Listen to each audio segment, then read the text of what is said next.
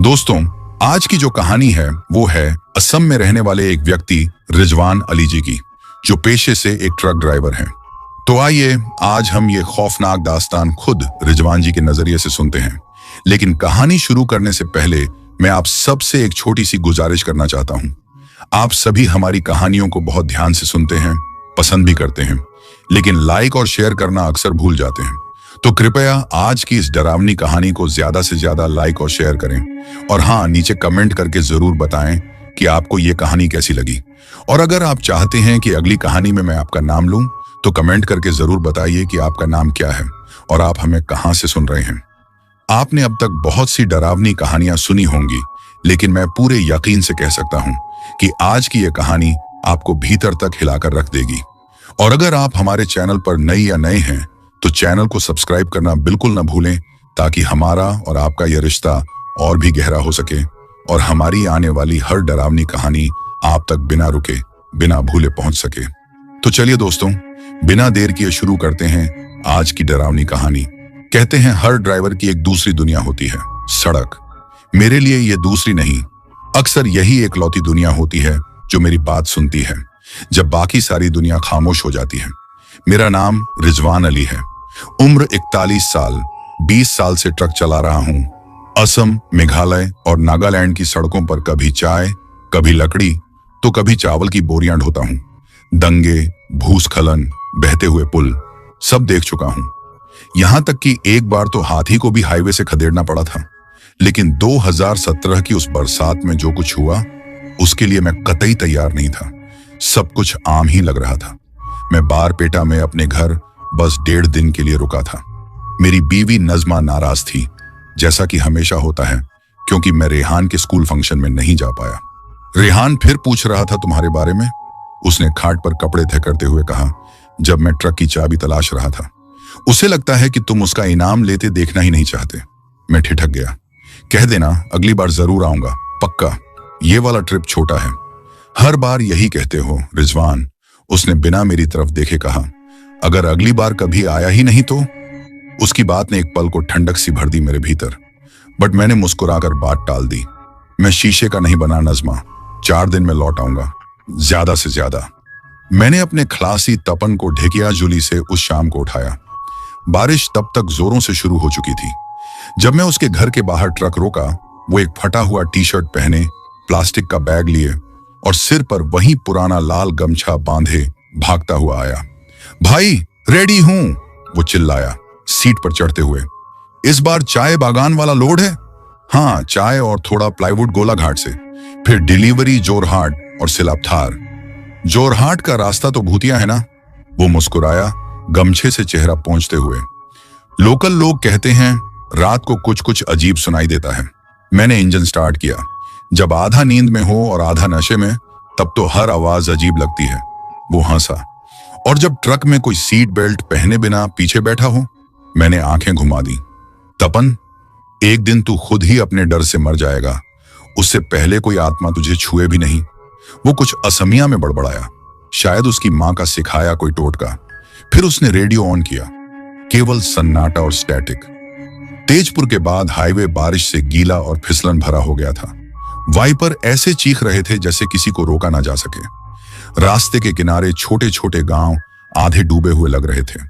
औरतें plastic sheet से सिर ढके हुए, बच्चे कीचड़ में खेलते हुए और कुत्ते ठेलों के नीचे से भौंकते हुए, मानो असम की बारिश आसमान से नहीं, किसी जिद्दी भूले हुए देवता के गुस्से से उतर रही हो।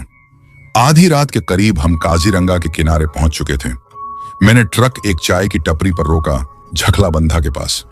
बस एक नीली तिरपाल 2 बांसों से बंधी हुई। अंदर 2 आदमी कैरम खेल रहे थे, तीसरा हमें घूर रहा था।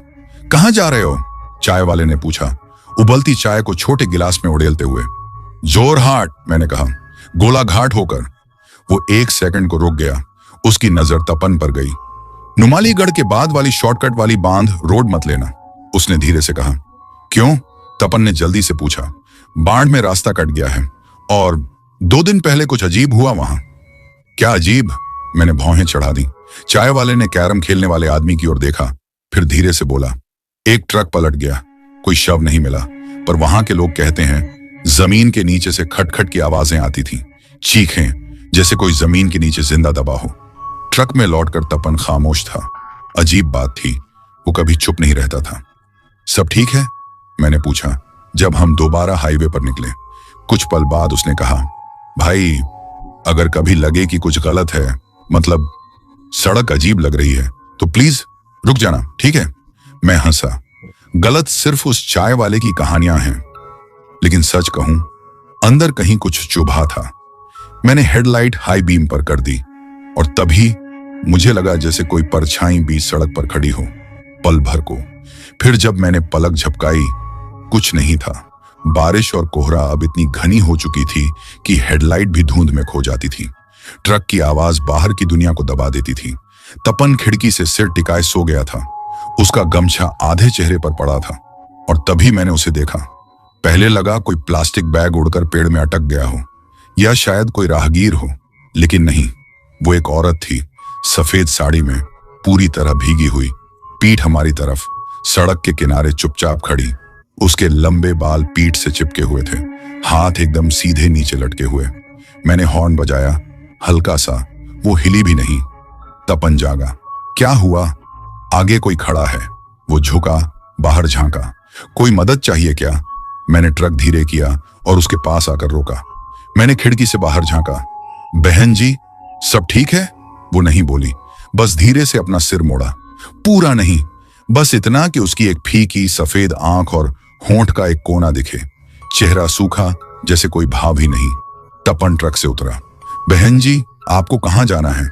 वो कुछ नहीं बोली, बस तपन की आंखों में ऐसे देखा जैसे उसे कहीं पहले से पहचानती हो। फिर बेहद धीरे से उसने आगे की तरफ इशारा किया, उस बांध वाली शॉर्टकट रोड की तरफ। उधर जाना है, वो बुदबुदाई। मैंने चिल्लाकर कहा, बहन जी, उधर तो बाढ़ आई है, आप वहां क्या करेंगी? लेकिन वो धीरे धीरे ट्रक के पैसेंजर साइड की तरफ बढ़ने लगी, नंगे पांव। और अजीब बात, कीचड़ में एक भी निशान नहीं छूटा। तपन ने मेरी तरफ देखा, चेहरा सफेद पड़ गया था। क्या करें? मैंने गहरी सांस ली। बिठा लो, ऐसे छोड़ नहीं सकते। वो चुपचाप पीछे की बर्थ पर बैठ गई, ना कुछ बोली, ना तौलिया लिया, बस खिड़की से बाहर देखती रही, जैसे वहां की दुनिया हमसे ज्यादा जिंदा हो। मैंने मेन हाईवे छोड़ दिया। चाय वाले की चेतावनी के बावजूद शॉर्टकट पकड़ लिया। ना चाहते हुए भी कोई खिंचाव था उस रास्ते में, जैसे स्टीयरिंग खुद ही मुड़ रहा हो। रास्ता टूटा हुआ था, दरारों से पानी बह रहा था, पेड़ गिरे हुए थे और कोहरा इतना घना कि सामने कुछ दिखे भी नहीं। और तभी वो बोली, रुको। उसकी आवाज धीमी थी, बट ऐसा असर था उसमें कि मैंने तुरंत ब्रेक मारे। वो बाईं ओर इशारा करके बोली, मेरा गांव। मैंने देखा, कुछ भी नहीं था वहां, बस झाड़ियां और कीचड़ में एक पुराना रास्ता जो पेड़ों के बीच खो जाता था। तपन, तुझे कुछ दिख रहा है? मैंने पूछा। कुछ भी नहीं, ये तो जंगल लग रहा है। फिर भी वो उतर गई। रुको, तपन चिल्लाया, यहां कोई नहीं रहता। लेकिन वो धुंध में गुम हो गई, बिना आवाज किए। मैं टॉर्च लेकर भागा। बहन जी, वापस आइए। कोई जवाब नहीं, सिर्फ भीगी हुई खामोशी। और फिर मैंने उसे सुना, एक हंसी, बिल्कुल किसी बच्चे जैसी, गूंजती हुई पेड़ों के पीछे से। मैंने झटके से पलटकर देखा, कोई नहीं था। पीछे ट्रक में तपन कांप रहा था। वो चली गई भाई, हमें उसे ट्रक में नहीं बैठाना चाहिए था। मैंने सुना है कई बार आत्माएं खोए हुए इंसानों का रूप ले लेती हैं। मैं कुछ नहीं बोला, मेरे कानों में वो हंसी अभी तक गूंज रही थी। मैंने फिर से इंजन स्टार्ट किया। अब हम लंबा रास्ता लेंगे, कोई और शॉर्टकट नहीं। लेकिन जैसे ही मैंने ट्रक सड़क पर वापस घुमाया, मैंने रियर व्यू मिरर में कुछ देखा। जहां वो बैठी थी वहां सीट पूरी तरह भीगी हुई थी, पर कोई कीचड़ के निशान नहीं थे। और ट्रक के हैंडल पर लटकी हुई थी उसकी भीगी हुई सफेद चुनरी। मैंने अगले 20 मिनट कुछ नहीं कहा, बस ट्रक चलाता रहा। तपन एकदम चुप था। उसका गमछा अब गर्दन के चारों ओर ऐसे लिपटा था जैसे फांसी का फंदा हो। घुटने हिल रहे थे। वो बार बार पीछे झांक रहा था, जैसे अब भी उम्मीद कर रहा हो कि वो औरत वहीं है। लेकिन वो जा चुकी थी। उसके जाने का बस एक सबूत था, वो सफेद भीगी चुनरी जो अब दरवाजे के हैंडल से हल्के हल्के लहरा रही थी। मैं उसे फेंक देना चाहता था, जला देना चाहता था, लेकिन कोई अनजानी ताकत रोक रही थी, कह रही थी, छुओ मत, अभी नहीं।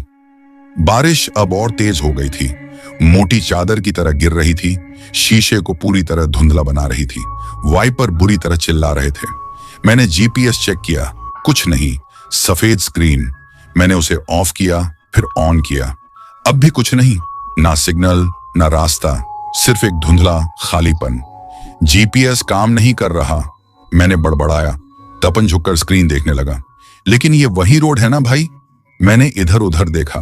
हम अब एक बहुत संकरी सड़क पर थे, दोनों ओर घने पेड़। सड़क इतनी पतली थी कि 2 गाड़ियां भी नहीं निकल सकती थीं। कीचड़ धीरे धीरे सड़क पर फिसल रहा था। पेड़ों की शाखाएं खिड़कियों पर ऐसे रगड़ खा रही थी जैसे कोई नाखूनों से खरोंच रहा हो। ये वो बांध वाला रास्ता नहीं लग रहा, मैंने धीरे से कहा। तपन ने मोबाइल निकाला। मैं अपने कजिन को कॉल करता हूं, वो नुमालीगढ़ में फ्लड रिलीफ टीम में है। कोई सिग्नल नहीं। उसने फिर चेक किया, ना टावर और ना सिग्नल। और तभी हमने उसे देखा, एक पुराना लकड़ी का माइलस्टोन बारिश में मुश्किल से दिख रहा था। रंग उखड़ा हुआ, अक्षर मिटे हुए, लेकिन फिर भी पढ़ने लायक। टिंसर गांव, 2 किलोमीटर। मैंने पलकें झपकाईं। टिंसर गांव, ये कहां से आ गया? तपन ने भौहें सिकोड़ ली। पहली बार सुन रहा हूं। हम तो जोरहाट की तरफ जा रहे हैं। अगर टिंसर असली गांव होता तो पहले आना चाहिए था। ये मैप पर भी नहीं है भाई। हमने आगे बढ़ना जारी रखा। कोई और चारा भी नहीं था। सड़क और संकरी होती जा रही थी। पेड़ अब और पास आ गए थे। हवा में एक अजीब सी घुटन थी, जैसे हम पानी के अंदर चल रहे हों। कोहरा हेडलाइट से लिपट रहा था। हर चीज एक बुरे सपने जैसी लग रही थी। फिर एक पत्थर का बोर्ड दिखा बाईं ओर। टिंसर में आपका स्वागत है, पर उस पर लाल रंग से कुछ पोता गया था। नीचे किसी ने असमिया में कुछ खुरचा हुआ था। तपन थोड़ा झुककर पढ़ने की कोशिश करने लगा। उसकी आवाज कांप रही थी। एगा नॉट परेश इंखरिबा एमाट्यूरे। मैंने मन में उसका अनुवाद किया। इस गांव में प्रवेश मत करो, मौत रहती है। मैंने ब्रेक दबा दी।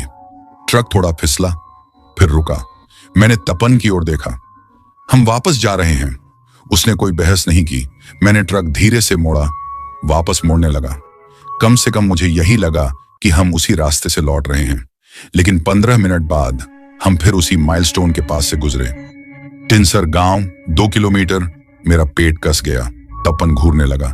हम चक्कर काट रहे हैं? नहीं, मैंने ट्रक मोड़ा था। तो फिर वापस उसी जगह कैसे पहुंच गए? मैंने कुछ नहीं कहा, बस तेज चलाने लगा। लेकिन कोई फर्क नहीं पड़ा। जैसे ही कोई मोड़ आता, चाहे दाएं मुड़ता या बाएं, आगे फिर वही बोर्ड, टिंसर गांव, 2 किलोमीटर। अब मैं ठंड के बावजूद पसीने से भीग चुका था। और फिर हम उस बोर्ड के पास से दोबारा गुजरे। टिंसर में आपका स्वागत है। इस बार लाल रंग ताजा था, अब भी टपक रहा था। और इस बार वहां कोई खड़ा था, एक आदमी, बूढ़ा, गिला धोती पहने, ना छाता ना चप्पल। उसने एक कांपता हुआ हाथ उठाया और सड़क की ओर इशारा किया। फिर अपना मुंह खोला, लेकिन कोई आवाज नहीं निकली। सिर्फ एक लंबा भारी सांस का निकास, जैसे ताबूत से हवा बाहर निकलती है। मैंने एक्सीलरेटर दबा दिया। नहीं रुकना, मैंने तपन से कहा। पर वो पहले ही कुछ बुदबुदा रहा था। ना असमिया था ना हिंदी। शायद उसकी दादी का सिखाया कोई पुराना प्रार्थना मंत्र। मैंने उसे रोका नहीं, मैं भी वही करना चाहता था। और फिर जैसे बारिश ने एक गहरी सांस ली हो, हम एक खुली जगह पर पहुंच गए। सड़क चौड़ी हो गई, पेड़ पीछे हट गए और सामने टिंसर गांव था। अगर उसे गांव कहा जाए तो टूटी हुई झोपड़ियों का एक गुच्छा, कुछ आधी डूबी हुई बाढ़ में। ना लोग, ना लाइट, ना कोई हलचल, सिर्फ कौवे दर्जनों टूटे छतों पर बैठे, घूरते हुए, इंतजार करते हुए, और दूर से आती घंटियों की आवाज, धीमी, लयबद्ध, जैसे कोई पायल पहनकर धीरे धीरे चल रहा हो। हम रुकना नहीं चाहते थे, हमें मुड़ जाना चाहिए था, जब तक डीजल खत्म ना हो जाए या तूफान हमें लील ना जाए। लेकिन सड़क एक हुक जैसी मुड़ी हुई थी, हमें अंदर खींचती हुई। जैसे ही हमारे टायर उस पुराने बांस के दरवाजे को पार कर गए, हवा बदल गई, भारी हो गई, सुनसान। यहां तक कि बारिश भी धीमी पड़ गई, जैसे वो भी डर गई हो यहां गिरने से। तपन ने अपना गमछा कसकर पकड़ा। भाई, उसने फुसफुसाया, हमें यहां नहीं होना चाहिए था। मैंने सिर हिलाया, पर अब पीछे मुड़ने की जगह नहीं थी। सड़क और संकरी हो चुकी थी। हम धीरे धीरे आगे बढ़े, ब्रेक पर मेरा पांव टिके हुए, डर से न कि जरूरत से। दाएं बाएं झोपड़ियां जैसे सदियों से वीरान थीं, दीवारें सीलन खा चुकी थीं, खिड़कियां टूटी हुई, दरवाजे टेढ़े, पानी घरों के नीचे भरा हुआ। लेकिन फिर भी कुछ छोटे छोटे संकेत थे कि कोई यहां हाल ही में था। एक आग की राख अभी भी जल रही थी, एक फटा हुआ चप्पल पानी में तैर रहा था, और एक दीवार पर लिखा था, ताजे खून की तरह लाल, नदी की ओर मत देखना। हम गांव के एक छोटे चौराहे पर पहुंचे। बीच में एक हैंडपंप खड़ा था, जंग खाया हुआ, टेढ़ा। उसके पीछे एक मंदिर था, छोटा, बहुत पुराना, काले पत्थरों की सीढ़ियां और एक काला बंद दरवाजा। वो घंटियां जो हम पहले से सुन रहे थे अब पास थीं, उन्हीं सीढ़ियों के भीतर से आ रही थी। कोई हवा नहीं, कोई हलचल नहीं, सिर्फ वो धीमी आवाज, छन छन छन। तपन ने उंगली से इशारा किया। वो आवाज वही है जो हमें बोर्ड से पीछा कर रही थी। मैंने ट्रक रोक दिया, इंजन चालू ही रहने दिया। हम दोनों में से कोई भी बाहर निकलना नहीं चाहता था। लेकिन उसी पल कुछ बदल गया। कैबिन के अंदर की हवा बर्फ जैसी ठंडी होने लगी। विंडशील्ड पर अचानक धुंध जम गई, जैसे किसी ने बाहर से उस पर सांस फूंकी हो। और फिर उंगलियों के निशान उभरे, 5 छोटे, गीले, जैसे किसी बच्चे के हाथ हों। तपन चीखते हुए ट्रक से कूद गया। मैंने गाली दी और उसके पीछे भागा। बाहर गांव में एक अजीब सन्नाटा था, बस मंदिर की घंटी की आवाज सुनाई दे रही थी। हम कीचड़ में टखनों तक डूबे खड़े थे, उस दरवाजे की ओर देखते हुए। वो थोड़ा सा खुला था। मत जाना, मैंने कहा, अंदर मत जाना। तपन ने मेरी तरफ देखा। हमें किसी को ढूंढना होगा, शायद कोई परिवार अभी भी बचा हो, शायद इस गांव में अब कोई जिंदा नहीं है। तपन, वो रुक गया। हम दोनों ने एक साथ नदी की ओर देखा। वहां थी ब्रह्मपुत्र, फूली हुई, काली, चुपचाप गांव के किनारे बहती हुई, जैसे कोई विशालकाय नाग। एक जेठी वहां खंडहर जैसी हालत में खड़ी थी। उसकी किनारी पर सड़े हुए नौकाएं थीं और पानी में आधा डूबा हुआ एक इंसानी शरीर। न हिल रहा था, न तैर रहा था, बस बह रहा था, मुंह के बल। मैं आगे बढ़ा ही था कि मुझे झोंपड़ी पर लिखा हुआ शब्द याद आया, नदी में मत देखना। तपन अचानक हांफने लगा। क्या हुआ? उसने सामने वाली झोंपड़ी की तरफ इशारा किया। वो सफेद चुनरी फिर से टंगी थी, इस बार एक कपड़ों की रस्सी पर, उसी औरत की। वो यही है, उसने कहा। नहीं, मैंने कहा, हमने उसे छोड़ दिया था। तो फिर उसकी चुनरी यहां कैसे? मैं कुछ कह पाता, इससे पहले ही हमने सुना कदमों की आवाज, लेकिन वो जमीन पर नहीं चल रहे थे। ऐसा लग रहा था जैसे कोई पानी के नीचे चल रहा हो। छपाक, छन्न, छपाक, वो आवाजें नदी की तरफ से आ रही थी। मैं मुड़ा ही था कि तपन ने मेरा हाथ कसकर पकड़ लिया। नहीं, नदी में मत देखना। कदमों की आवाज थम गई और तभी एक बच्चे के रोने की आवाज, मंदिर से, अकेली, गूंजती हुई, खोखली। अब हमारे पास 2 ही रास्ते थे, मंदिर या ट्रक। मैंने ट्रक चुना। भागो! तपन ने इस बार कोई बहस नहीं की। हम दोनों चौक पार करते हुए, हैंडपंप के पास से भागते हुए वापस ट्रक की ओर भागे। मैंने चाबी घुमाई। इंजन ने आवाज तक नहीं दी। 1 बार, 2 बार, 3 बार, कुछ नहीं। फिर रेडियो खुद ब खुद चालू हो गया और स्टैटिक के बीच से एक आवाज निकली, एक लड़की की आवाज, धीमी, गीली, घुटती हुई। तुमने उसे वापस ला दिया, शुक्रिया।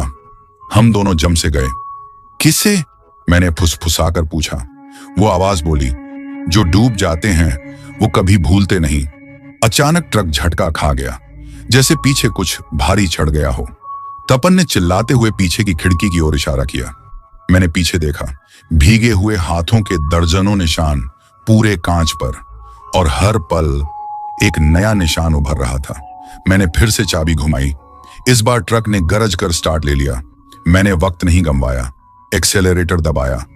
ट्रक गांव के गेट से बाहर निकल पड़ा। दोनों तरफ कीचड़ उड़ती रही, लेकिन ठीक उस आखिरी झोंपड़ी से गुजरते वक्त मैंने उसे देखा। एक औरत मुस्कुराती हुई, उसके साथ एक बच्चा था। सड़ा हुआ, फूला हुआ चेहरा, सफेद आंखें जो शायद सालों से झपकी नहीं थी। और फिर हम बाहर थे, गांव के बाहर, फिर से उसी तंग सड़क पर। हवा कुछ अलग सी लगी, कोहरा थोड़ा हट गया था। तपन आगे झुका और सांस खींचकर बोला, हम वापस हाईवे पर हैं, जैसे कुछ हुआ ही नहीं हो। डैशबोर्ड पर सब कुछ वापस सामान्य था। जीपीएस जल उठा। हम नुमालीगढ़ से सिर्फ 14 किलोमीटर दूर थे। काफी देर तक कोई कुछ नहीं बोला। फिर तपन ने पूछा, आवाज कांपती हुई, क्या वो असली जगह थी? मैंने जवाब नहीं दिया, क्योंकि रियर व्यू मिरर में मैंने देखा वो सफेद चुनरी अभी भी पीछे पड़ी थी, गीली। चुपचाप हम चुपचाप चलते रहे। हाईवे हमारे सामने फैला था, बारिश में चमचमाता हुआ, जैसे जीवन की एक डोर हो। बारिश अब हल्की फुहार में बदल चुकी थी, लेकिन हमारे अंदर की तूफान अभी बाकी था। तपन ने पूरा रास्ता उस चुनरी से नजरें नहीं हटाई, जैसे वो कभी हवा में उड़ सकती थी। मैंने भी उसे नहीं छुआ।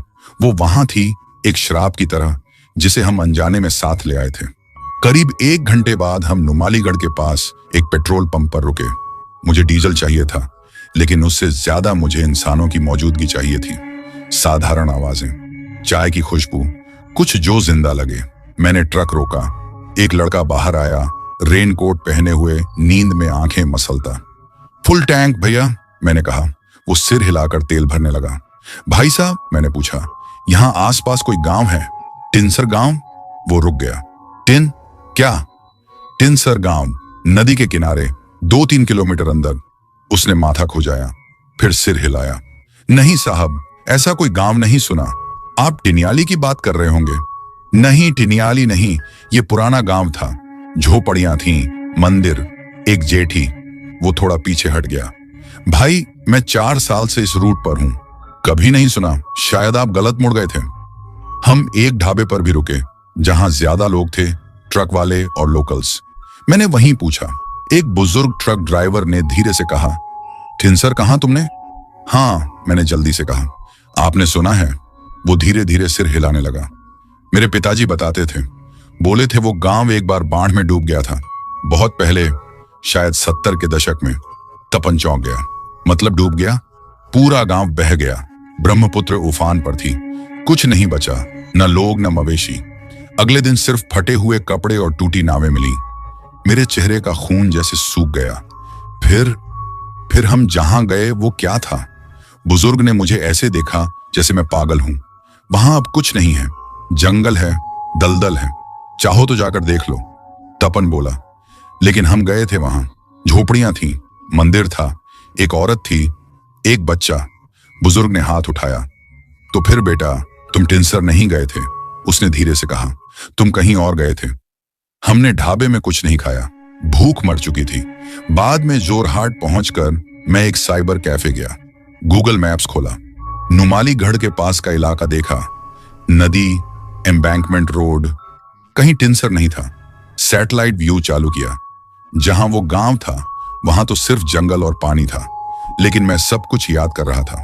वो पत्थर वाला साइन बोर्ड, झोपड़ी पर लाल रंग की लिखाई, मंदिर की घंटियां, बच्चे की चीख, हाथों के निशान। रास्ते में वापसी पर तपन चुप रहा, लेकिन तेजपुर पास आने पर उसने आखिर कहा, भाई, हाँ, कुछ जगहें श्रापित नहीं होती। मतलब? वो श्रापित नहीं होती, उसने दोहराया। वो भूखी होती हैं। मैंने उसे देखा। भूखी? वो खिड़की से बाहर देखता रहा। कुछ जगहें अपने लोग खो देती हैं, यादें, जिंदगियां, फिर वो जिंदा लोगों को खींचने लगती हैं, थोड़ा थोड़ा करके, जैसे खुद को भरने की कोशिश कर रही हूं। वो रुका। शायद वो औरत सिर्फ चारा थी। मैंने कुछ नहीं कहा, क्योंकि अंदर ही अंदर मैं भी यही मानता था। उस रात जब मैं बारपेटा अपने घर पहुंचा, नजमा ने दरवाजा खोला। इतनी जल्दी आ गए? वो हैरान थी। सब ठीक है? मैंने सिर हिलाया। उसे इतना जोर से गले लगाया कि वो चौंक गई। रेहान कहाँ है? मैंने पूछा। अपने कमरे में। क्यों? मैंने अपने जूते उतारे, धीरे धीरे बेडरूम की तरफ बढ़ा, लेकिन जैसे ही हॉलवे में पहुंचा, मैं ठिठक गया। वहीं जमीन पर आधी भीगी हुई, कीचड़ में सनी, वही सफेद चुनरी पड़ी थी, फिर से, बिल्कुल करीने से तहकी हुई, मेरे बेटे रेहान के कमरे के बाहर। उसे देखकर मेरे पेट में कुछ ठंडा सा मरोड़ खा गया। मैं हिला नहीं, कुछ बोला नहीं, सांस तक नहीं ली, बस देखता रहा। वही चुनरी थी जिसे हमने ट्रक में देखा था, कीचड़ से सनी, गीली, जिससे सड़ी लकड़ी और नदी के पानी की बू आ रही थी। मैंने उसे घर में नहीं लाया था, मैंने उसे छुआ तक नहीं था। तो फिर ये यहां कैसे आई? पीछे से नजमा की आवाज आई, रिजवान, चाय बना दूं? मैं धीरे से झुका, 2 उंगलियों से चुनरी को उठाया। मानो डर था कि छूते ही ये मुझे जला देगी, लेकिन नहीं जली, बस कांप रही थी जैसे जिंदा हो। और यही बात और भी डरावनी थी। मैं रेहान के कमरे में गया। दिल की धड़कन पैरों से तेज सुनाई दे रही थी।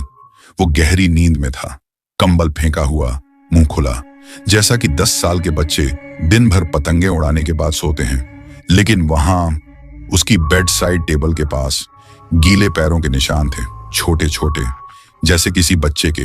वो निशान खिड़की की तरफ जा रहे थे। मैंने कोई शोर नहीं किया, उसे उठाया भी नहीं, बस धीरे से बाहर निकला, दरवाजा बंद किया, लॉक लगा दिया। फिर मैंने तपन को कॉल किया। पहली ही घंटी में उठा। हेलो। मैंने वक्त नहीं गंवाया। वो चुनरी मेरे घर में है। सन्नाटा। फिर उसने धीरे से कहा, क्या?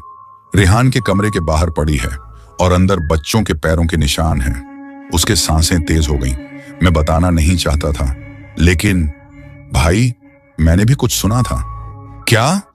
बीती रात घर आते ही सो गया, जूते तक नहीं उतारे, लेटा ही था, सब सोच रहा था। और तभी मैंने सुना बच्चों की हंसी रसोई से। मैंने आंखें बंद कर लीं। तूने कोई वहम नहीं किया।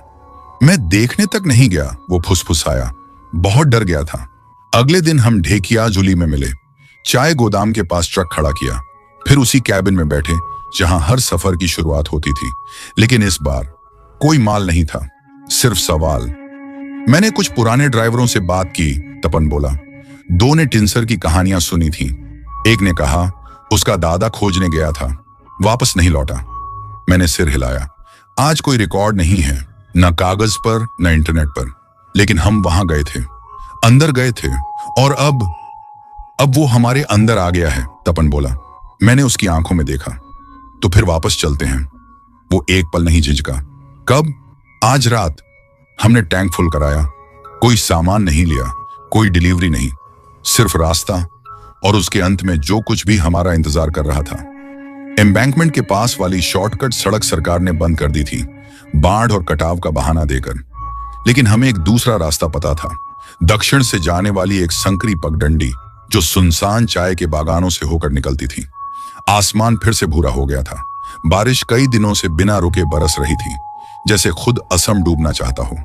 आधी रात तक हम उस जगह पहुंच गए जहां असली सड़क खत्म होती है और वो दूसरी सड़क शुरू होती है, जो नक्शों में नहीं है, जो मुड़ती है अजीब तरह से, घूमती है, गायब हो जाती है। लेकिन इस बार हम तैयार थे। मैं बरपेटा के मंदिर से लाया गंगा जल साथ लाया था और तपन के हाथ में उसकी दादी का तांबे का ताबीज बंधा हुआ था। हम धार्मिक नहीं थे, लेकिन उस रात आस्था ही हमारी सबसे बड़ी ढाल थी। रास्ता फिर से संकरा हो गया, शाखाएं कांच पर खुरचने लगी और फिर माइलस्टोन फिर से दिखा। टिंसर गांव 2 किलोमीटर वही जगह, वैसे ही जैसे इंतजार कर रहा हो। इस बार हमने पलटने की कोशिश नहीं की। हम सीधे उस सड़क के आखिर तक गए। बांस का फाटक खुला था, हवा में धीरे धीरे हिलता हुआ। अंदर गांव वैसा ही था, लेकिन और भी सड़ा हुआ। झोपड़ियां और ज्यादा धंस चुकी थीं। चौक में पानी भरा था। मंदिर का दरवाजा खुला था और अंदर से घंटा अपने आप हिल रहा था, लेकिन हवा नहीं चल रही थी। और चौक के बीचों बीच जो हैंडपंप था, उसे खून टपक रहा था। मैंने ट्रक को मंदिर की सीढ़ियों से पहले रोक दिया। तपन घबराकर बोला, अब? मुझे भी नहीं पता था, तो मैंने हवा में पुकार लगाई, हम उसे वापस ले आए, तुमने कहा था वो घर आ गई। सन्नाटा। फिर एक फुसफुसाहट, उसे लाए पर बाकी को नहीं। तपन चारों तरफ देखने लगा, घबराया हुआ। किसने कहा? मैं ट्रक से कूद पड़ा, पानी में छप-छप करता मंदिर की तरफ भागा। मंदिर के अंदर अंधेरा था, जर्जर दीवारें, लेकिन पिछली दीवार पर किसी काली चिपचिपी चीज से लिखा था, उन्हें कभी दफनाया नहीं गया, वो अब भी यहीं हैं। अचानक मंदिर के पीछे के पानी से आकृतियां उठने लगीं। पहले 1, फिर 2, फिर 6, फिर दर्जनों। औरतें, बच्चे, पुरुष, भीगे हुए, कीचड़ में सने, चेहरे सफेद गड्ढों जैसे, आंखें खाली, मुंह खुले, लेकिन आवाज नहीं। वो हमारी तरफ बढ़ने लगे, नदी से, झोपड़ियों से, कोहरे के बीच से। नहीं भागे, बस चले, जैसे नींद में चल रहे हों, जैसे बहुत देर से इंतजार कर रहे हों। तपन चीखा, अब क्या करें? मुझे नहीं पता था। फिर मुझे कुछ याद आया, ट्रक पर बने हाथों के निशान, चुनरी, बच्चे की चीख, और एक चीज जो इन सब से जुड़ी थी, नदी। मैं जेठी की ओर भागा। तपन मेरे पीछे। वहां नदी में तैरती एक नई चीज दिखी, एक छोटी लकड़ी की बेड़ी और उस पर हड्डियां, कपड़े में लिपटी हुई, रस्सियों से बंधी। न दफनाया गया न जलाया गया, बस छोड़ दिया गया। भूल गए। मैंने गंगा जल उठाया, उन हड्डियों पर डाला और बस एक बात कही, शांति मिले। जो हुआ उसके लिए माफी चाहिए। माफी, बस यही चाहिए थी उन्हें। हवा का रुख बदला, बारिश थम गई और वो आकृतियां धीरे धीरे कोहरे में घुलने लगी, एक एक कर, चुपचाप। अंततः वापसी के रास्ते में हमने एक शब्द भी नहीं कहा। तपन खिड़की से सिर टिकाए बैठा था। उसका गमछा आधे चेहरे पर था, जैसे हमेशा होता था, पर इस बार वो ज्यादा किसी कफन की तरह लग रहा था। और मैं बस चला रहा था, हाथ स्टीयरिंग पर जमे हुए, नजरें सीधे सड़क पर। इंतजार कर रहा था कि कुछ गलत हो जाए, लेकिन कुछ नहीं हुआ। न कोई कोहरा, न रेडियो से कोई आवाज, न कहीं दूर बच्चों की हंसी। बस इंजन की गुनगुनाहट और गीली डामर पर टायरों की थपथपाहट। सब कुछ गलत लग रहा था, जैसे ये सन्नाटा भी किसी तूफान से पहले की सांस रोकने जैसी हो। सुबह तक हम ढेकियाजुली पहुंच चुके थे। तपन चुपचाप उतरा, एक शब्द नहीं कहा, मेरी तरफ देखा तक नहीं। वो जैसे ही अपने घर की ओर बढ़ा, मैंने पीछे से पुकारा, तपन। वो मुड़ा। अगली ट्रिप पे चल रहा है ना? वो रुका, एक हल्की सी मुस्कान दी। अगर अगली ट्रिप हुई तो। मुझे उसका लहजा अच्छा नहीं लगा, पर मैंने कुछ नहीं कहा, उसे जाने दिया। मैं दोपहर तक बरपेटा पहुंच गया। नज़मा ने दरवाजा खोला, उसकी आंखों में हैरानी थी। फिर से जल्दी आ गए? लगातार 2 बार? ऐसा तो कभी नहीं हुआ। तुम्हारी याद आ रही थी, मैंने धीरे से कहा। फिर नीचे झुककर रेहान को गले लगाया। वो जमीन पर बैठा कुछ क्रेयॉन से बना रहा था। मैंने उसके सिर पर हाथ रखा तो उसने ऊपर देखा। अब्बू, वो सफेद ड्रेस वाली आंटी कौन थी जो कल मेरे कमरे में बैठी थी? दिल जैसे वहीं थम गया। नज़मा भौंचक्की रह गई। रेहान, क्या बोल रहे हो? घर में कोई औरत नहीं आई थी। रेहान फिर से ड्राइंग में लग गया। वो खिड़की के पास बैठी थी, मुझे देख के मुस्कुराई। उसके लंबे बाल थे। उसने कहा, वो किसी को ढूंढ रही है। मैं उसके पास बैठा, आवाज थरथराती रही। उसने नाम बताया? उसने सिर हिलाया। तपन। उसी शाम मैंने तपन को कॉल किया, फोन बंद था।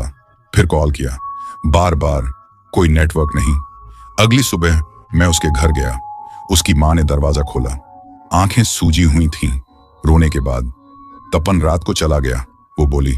कहां? उसे अकेले कहीं जाना है। नहीं बताया कहां, बस कुछ कपड़े पैक किए और तूफान में निकल गया। जमीन जैसे पैरों के नीचे से खिसक गई। वो चला गया? क्यों?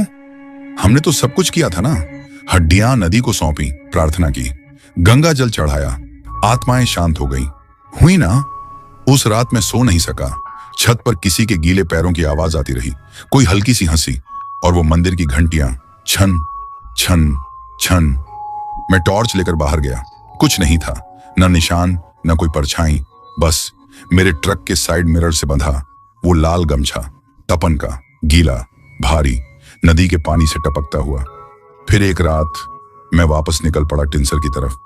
कोई तूफान नहीं था, न बिजली, बस एक धीमी, लगातार बरसती बारिश, जैसे आसमान जानता हो कि मैं वापस नहीं लौटूंगा। मैंने नज़मा को कुछ नहीं बताया, रेहान को सोते हुए चूमा, पुरानी डायरी में एक चिट्ठी छोड़ी और रात 11:41 पर ट्रक स्टार्ट किया। तपन का गमछा अब भी मिरर से लटका था। मैंने उसे हटाया नहीं, हिम्मत नहीं हुई। अब एक आखिरी जगह बची थी, एक आखिरी चीज जो जानना जरूरी था। इस बार रास्ता अलग लगा, ना कोई घुमावदार मोड़, ना कोई भ्रम, यहां तक कि जीपीएस भी काम करता रहा तब तक, जब तक मैंने आखिरी असली गांव पार नहीं किया। फिर सब अंधेरा, जैसे टिंसर अब मुझे खुद बुला रहा हो। कोई और चाल नहीं, कोई और धोखा नहीं, बस माटी, सन्नाटा और यादें। वो ही मोड़ आया जहां कभी माइलस्टोन था, वो अब नहीं था, ना ही वो बांस का फाटक, पर गांव अब भी वहीं था, अंधेरे में आधा डूबा हुआ। झोपड़ियां और ज्यादा झुकी हुई, छतें गिरी हुई, खिड़कियां अंधकार से भरी। नदी ने अब पूरी जेठी को निगल लिया था, बस एक खंभा बचा था, झुका हुआ, जैसे किसी कब्र का निशान। मंदिर की घंटियां फिर बज रही थीं, पर इस बार गुस्से में। मैंने ट्रक चौक में रोका, इंजन बंद किया, फिर कुछ पल बस सुनता रहा। पानी टपकता रहा, कहीं से फुसफुसाहट, और धुंध के बीच फिर से बच्चे के रोने की आवाज। मैं नीचे उतरा, जूते कीचड़ में धंसे। आवाज आई, छपाक, पर वो आवाज मानो किसी की सांस जैसी थी। मंदिर खुला हुआ था, दरवाजा गायब, सीढ़ियां टूटी हुई। अंदर मूर्ति नहीं थी, सिर्फ पिछली दीवार में एक बड़ा गड्ढा जो एक डूबी हुई सुरंग जैसा दिखता था, और उसके पास पत्थर से टिककर कुछ लाल पड़ा था। मैं भागा। तपन की जैकेट फटी हुई, अब भी भीगी, अब भी गर्म। वो यहीं था, हाल ही में। मैं चिल्लाया, तपन! मैं वापस आ गया। सिर्फ गूंजें मिली, और फिर किसी और की आवाज, धीमी, गहरी। वो भी आया था। अचानक चौक का पानी हिलने लगा और वो डूबे हुए फिर से उठने लगे, लेकिन इस बार वो नदी से नहीं आए। वो झोपड़ियों के नीचे से निकले, मंदिर की जमीन से, खुद मिट्टी से, रेंगते हुए, चढ़ते हुए, दर्जनों, पानी में भीगे हुए, हड्डियों जैसे सफेद, मुंह खुले, लेकिन आवाज नहीं। लेकिन वो मुझे लेने नहीं आए। वो चौक के चारों तरफ जमा होने लगे, मंदिर के पास, जैसे कोई तमाशा शुरू होने वाला हो। और तभी मैंने उसे देखा, तपन, मंदिर की सीढ़ियों पर खड़ा, सिर झुका हुआ, भीगा, कांपता हुआ, लेकिन जिंदा। भाई! मैंने पुकारा। तपन, चलो, घर चलते हैं, मैं आया हूं तुम्हें लेने। वो धीरे से ऊपर देखा, और उसकी आंखें धुंधली, वैसी ही जैसी उस बच्चे की थीं जिसे हमने पहली रात नदी में देखा था। लेकिन उस मरे हुए धुंधलके के पीछे पहचान थी। एक आंसू उसकी गाल पर बह निकला। मैं नहीं गया, वो बोला, वो मुझे बुला रही थी। कौन? उसने मेरी पीठ के पीछे इशारा किया। मैं मुड़ा और उसे देखा। वो औरत सफेद साड़ी वाली, लेकिन अब वो वैसी नहीं थी। उसका चेहरा सड़ चुका था, जैसे पानी और वक्त ने टुकड़ों में खा लिया हो। उसकी उंगलियां लंबी, टेढ़ी, हड्डियों जैसी, बिना हड्डियों के। उसके बाल हवा में तैर रहे थे, जबकि हवा थी ही नहीं, और उसकी कमर से चिपके हुए थे वो डूबे हुए बच्चे, 5 या शायद 6, चुप, फटी आंखों वाले, और दुनिया की सबसे खतरनाक चुप्पी में लिपटे हुए। वो एक कदम आगे बढ़ी और बोली, ऐसी आवाज में जैसे हड्डियों के बीच से हवा निकल रही हो। एक को रुकना होगा ताकि बाकी सो सकें। मैंने तपन का हाथ कसकर पकड़ा। वो नहीं झिझका, लेकिन उसने मेरी तरफ देखा और धीरे से कहा, अगर तुम मुझे ले जाओगे तो वो किसी और को ले लेंगे। क्या? मैं हकबका गया। उन्होंने समझौता किया था, बहुत पहले, एक जीवन ताकि बाकी दफन रह सकें। पहले समझ नहीं आया, पर अब सब समझ गया हूं। मैंने सिर हिलाया, जैसे उस सच को इनकार से मिटा दूं। हम दोनों चलेंगे, किसी को रुकने की जरूरत नहीं। सफेद साड़ी वाली औरत आगे बढ़ी। पीछे खड़े बच्चे रोने लगे, और वो डूबे हुए कुछ बुदबुदाने लगे, ऐसी भाषा में जो मैं नहीं जानता था, पर उसकी सरसराहट मेरे शरीर के अंदर तक रेंग रही थी। मैंने फिर तपन की ओर देखा। वो मुस्कुराया, एक टूटी हुई विदाई जैसी मुस्कान। जा भाई, प्लीज मुझे ये चुकता करने दो। और फिर उसने मुझे जोर से धक्का दिया, सीधे ट्रक की ओर। मैंने उसका नाम चिल्लाया, कैब में चढ़ा, वापस दौड़ना चाहा, लेकिन डूबे हुए अब मेरे और उसके बीच एक दीवार बन चुके थे। वो मुझे चोट पहुंचाने नहीं आए थे, बस रोकने के लिए। सफेद साड़ी वाली औरत ने हाथ उठाया। मंदिर के दरवाजे जोर से बंद हो गए। मैंने इंजन स्टार्ट किया और चल पड़ा, कोहरे के बीच से, कीचड़ के बीच से, उनकी सिसकियों के बीच से। और जब गांव धीरे धीरे मेरी पीठ पीछे धुंध में डूब गया, मैंने आखिरी बार वो आवाजें सुनी। घंटियां धीमी होती हुई, मंद पड़ती हुई, फिर एकदम शांत। मुझे घर लौटने का रास्ता याद नहीं, न कितने गांव पार किए, न कितने चाय बागान, पुलिस चेक पोस्ट और पुल, कुछ भी याद नहीं। मानो मैं गम और कोहरे की डोर से बंधा चला जा रहा था। जब मैं बरपेटा पहुंचा, सुबह की पहली किरणें बादलों को चीरने लगी थीं, पर उन किरणों में कोई गर्मी नहीं थी। नजमा ने दरवाजा खोला, चौंक गई। तुम ऐसे लग रहे हो जैसे कोई भूत देख लिया हो। मैंने एक खो दिया है, मैंने जवाब दिया। उसने मेरी आंखों में देखा, कुछ नहीं कहा, बस मुझे कसकर गले लगा लिया। वहीं हमारे घर की दहलीज पर, कीचड़ से सने जूतों और दिल में चुभते अपराध बोध के साथ, मैं टूट गया। मैं रोया, तपने के लिए, सबसे बेहतर खलासी, सबसे जोर से खर्राटे मारने वाला और सबसे वफादार इंसान जिसे मैंने कभी जाना। वो रुक गया ताकि मैं वापस आ सकूं, और धन्यवाद भी नहीं कह सका। उस शाम मैंने घर के पास वाले पीपल के पेड़ के नीचे एक दिया जलाया। सिलीगुड़ी की आखिरी ट्रिप की तस्वीर उसके बगल में रखी थी, उसका हाथ मेरी कंधे पर और उसका बेतुका लाल गमछा किसी बैंडाना की तरह बंधा हुआ। रेहान मेरे पास आया, उसने मेरा हाथ पकड़ा। अब्बू, तपन अंकल अब वापस नहीं आएंगे ना? नहीं बेटे, मैंने धीरे से कहा। उन्हें किसी जगह रुकना पड़ा। उसने ऊपर देखा अपनी मासूम आंखों से। वो भगवान के पास हैं? मैं कुछ कहने को मुंह खोला, लेकिन रुक गया, क्योंकि मुझे खुद नहीं पता था। उस रात मैं अकेला बरामदे में बैठा रहा। बादल फिर से घिरने लगे थे। बारिश होनी ही थी, जरूर होनी थी। और तभी एक दस्तक हुई, पर दरवाजे पर नहीं, ट्रक पर। मैं धीरे धीरे उठा। दिल की धड़कन सीने को फाड़ रही थी। ट्रक वहीं खड़ा था, इंजन ठंडा, लाइट्स बंद, पर पैसेंजर साइड का दरवाजा थोड़ा सा खुला हुआ था। मैं उसकी ओर बढ़ा, हर कदम पहले से ज्यादा भारी। दरवाजे का हैंडल पकड़ा, धीरे से खींचा और देखा एक गीला गमछा, तपन का, साफ सुथरा मोड़ा हुआ, सीट पर रखा, और उसके अंदर एक छोटा सा नोट। वो कागज का टुकड़ा तपन की ही लिखावट में था। उस पर लिखा था, तुम लौट आए, लेकिन मेरा सब कुछ वहीं नहीं रुका। मैं लड़खड़ा गया, सांस जैसे गले में अटक गई हो।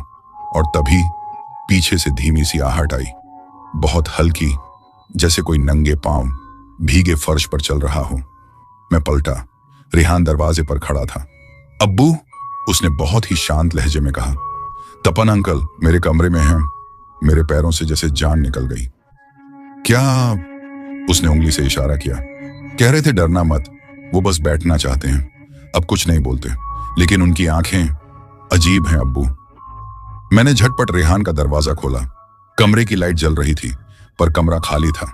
लेकिन खिड़की के पास रखी कुर्सी भीगी हुई थी और जमीन पर गीले पदचिन्ह, बड़े, बिल्कुल बच्चे जैसे नहीं, नंगे पैर के और अधजले हुए। उस रात मैंने पल भर के लिए भी नींद नहीं ली। मैं ट्रक के पास बैठा रहा सुबह तक, एक हाथ में गंगा जल की बोतल, दूसरे में माचिस, जैसे यही दो चीजें मेरी आखिरी उम्मीदें थीं। बारिश बस गिरती रही और हर थोड़ी देर बाद घंटियों की हल्की आवाज आती थी, बहुत दूर से, जैसे कोई याद फिर से रास्ता खोजने की कोशिश कर रही हो। टिंसर से लौटे 17 दिन हो चुके हैं। बारिश अब तक नहीं थमी। हर सुबह मैं सूरज निकलने से पहले उठता हूं, बरामदे में बैठ जाता हूं, बादलों को देखता हूं, जो हर दिन जैसे नीले आसमान पर नीले जख्म बनाकर लहराते हैं। मन का एक हिस्सा हमेशा सुन रहा होता है।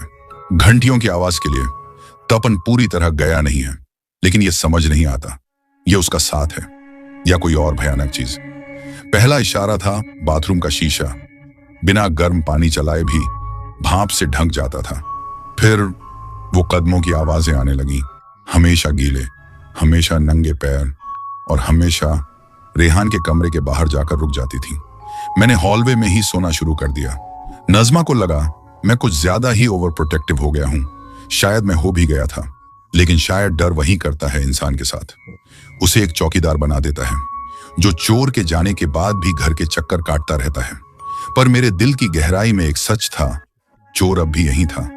एक रात रेहान ने मुझे जगाया। अब्बू, वो फुसफुसाया, तपन अंकल अब सोते नहीं हैं। मेरी रूह कांप गई। मैं बैठ गया। कुछ कहा उसने? रेहान ने सिर हिलाया। कहते हैं उन्हें अपनी नई चमड़ी पसंद नहीं है। कहते हैं बहुत खुजली होती है। कहते हैं नदी फिर से बुला रही है। मैं जम गया। अब्बू, उसने आंखें मली, वो हर वक्त भीगे क्यों रहते हैं? अगली सुबह मैं ट्रक के पास गया, कैब खोला। सामने के कांच पर पानी के धब्बे थे और उंगलियों के निशान, बिल्कुल साफ, लेकिन वो मेरे नहीं थे और तपन के भी नहीं। वो बहुत छोटे थे, एक बच्चे के। उस दिन दोपहर को मैं फिर पीपल के पेड़ के पास गया, थोड़ा सा गंगा जल जमीन में डाला, एक नया दिया जलाया और जोर से बोलकर कहा, तपन, अगर तू सुन सकता है, अगर तेरी कोई भी परछाई अब भी उस गांव में है, तो मैं तुझे माफ करता हूं। तेरी कहानी मैं अपने साथ लेकर चलूंगा। लोग तुझे भूलेंगे नहीं, मैं ऐसा नहीं होने दूंगा। हवा हिली, दिए की लौ कांपी और एक पल को फिर से नदी की बदबू आई। वो रात आखिरी थी, मैं ऐसा इसलिए कह रहा हूं क्योंकि जो हुआ उसने मुझ में कुछ हमेशा के लिए तोड़ दिया। रात के 2:23 पर मेरी नींद खुली, रेहान की चीख सुनकर। मैं दौड़ा उसके कमरे की तरफ। वो एक कोने में कांप रहा था, उंगली से खिड़की की ओर इशारा कर रहा था। वो वहां था, वो रोते हुए बोला। वो मुझे देख रहा था, मुस्कुरा रहा था, बट उसकी मुस्कान बहुत चौड़ी थी अब्बू। मैं खिड़की तक भागा। बाहर कुछ नहीं था, बस बारिश, लेकिन कांच अंदर से टूटा हुआ था और उसके प्रतिबिंब में बस एक पल के लिए मैंने तपन को देखा, या जो कुछ उससे बचा था। आंखें काली, टार जैसी, चेहरा ढीला, पानी में भीगी चमड़ी जैसा, मुंह में झोंक और गले में वही लाल गमछा। उसने एक शब्द कहा, होंठों से, सोच से, वापस आओ। मैं उसी रात निकल पड़ा, अकेले, ट्रक लेकर उसी एम्बैंकमेंट रोड की तरफ। न फ्यूल लिया, न खाना, बस एक चीज साथ रखी, हम दोनों की पहली ट्रिप की फोटो, जिसमें तपन ने मेरा कंधा थामा हुआ था और उसका लाल गमछा हवा में उड़ रहा था। मुझे नहीं पता था मैं क्या करने जा रहा हूं, खात्मा करने, जगह बदलने, गांव को जलाने, शायद। मैं बस उसे एक बार और देखना चाहता था। लेकिन जब मैं उस श्रापित रास्ते पर पहुंचा, वहां कुछ भी नहीं था। न पत्थर, न फाटक, न सड़क, बस नदी। ब्रह्मपुत्र ने सब कुछ निगल लिया था, जैसे वो जगह कभी थी ही नहीं, जैसे वो रात बस एक सपना थी। लेकिन जब मैंने ट्रक का ग्लव बॉक्स खोला, चुनरी अब भी वहां थी, गीली, थमी हुई, और जैसे अब भी इंतजार कर रही हो। अब मैं घर वापस आ गया हूं, ट्रक बेच दिया। नजमा ने कुछ नहीं पूछा, पर उसकी आंखों में राहत थी। अब मैं शहर में ई रिक्शा चलाता हूं, छोटे रूट्स, सिर्फ दिन में। रेहान अब ठीक से सोता है, कहता है अब तपन अंकल नहीं आते। लेकिन जब बारिश बहुत तेज होती है, वो घर के गेट के पास जमा हुए पानी को घूरता रहता है। थोड़ी देर बाद पूछता है, अब्बू, पानी कभी कभी वापस मुस्कुराता क्यों है? मैं जवाब नहीं देता, बस हर रात फिर से दिया जलाता हूं, क्योंकि कुछ कहानियां कभी खत्म नहीं होती, वो बस बहती रहती हैं, और उन्हें कहां ले जाएगी बस नदी जानती है। तो दोस्तों, ये थी हमारी आज की खौफनाक कहानी। कैसी लगी कमेंट में जरूर बताइए।